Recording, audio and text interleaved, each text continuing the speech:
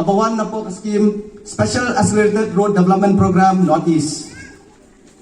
Te kniak ngashkwa ban penpaw kani kasni namar bangimyo ay kajishay kabapura. Te kini kniak sni nga badu MLA ilakho siya po Union Home Minister Nitin Gadkari.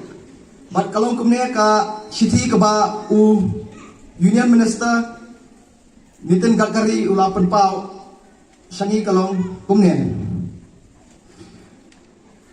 Dear Shri Kimfa Sydney Marbanyangji, reference is invited to your DO dated 29/9/2020 requesting to intervene and prioritize AA and FS for upgradation of Nongstoin Ramrai Kirshai Road in the state of Meghalaya.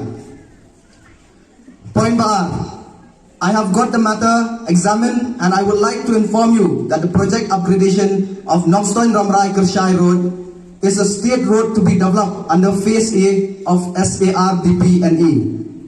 The final detailed project report for this project has been completed.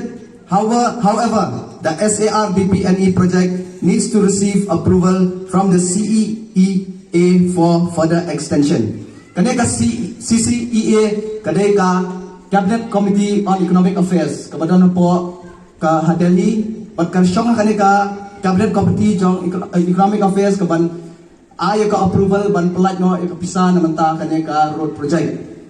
Te kumju ka point balay bawla pa Minister kalong the approval of CCEA for SARDP&E program is under process and the said road can be taken up for implementation only after the approval of CCEA. With regards, yours sincerely, Nitin Gadkari.